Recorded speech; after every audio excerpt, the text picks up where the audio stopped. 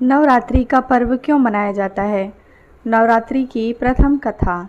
एक कथा के अनुसार लंका युद्ध में ब्रह्मा जी ने श्री राम से रावण वध के लिए चंडी देवी का पूजन कर देवी को प्रसन्न करने को कहा और विधि के अनुसार चंडी पूजन और हवन हेतु दुर्लभ 108 नील कमल की व्यवस्था भी करा दी। वहीं दूसरी ओर रावण ने भी अमरत्व प्राप्त करने के लिए चंडी पाठ प्रारंभ कर दिया। यह बात पवन के माध्यम से इंद्रदेव ने श्री राम तक पहुंचवा दी।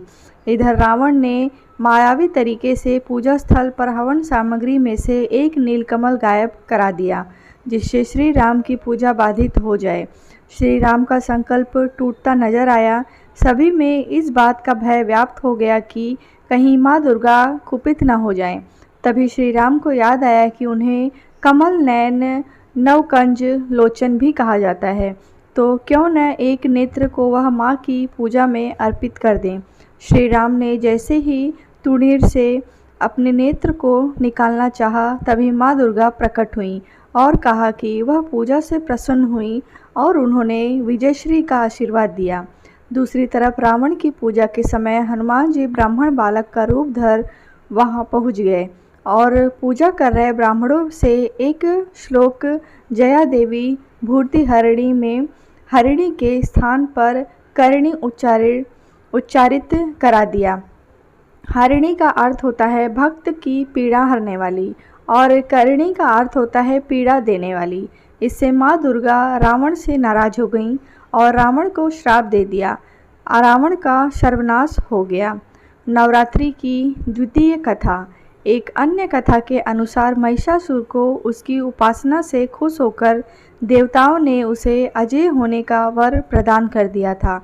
उस वरदान को पाकर महिषासुर ने उसको दुरुपयोग करना शुरू कर दिया और नरक को स्वर्ग के द्वार तक विस्तारित कर दिया।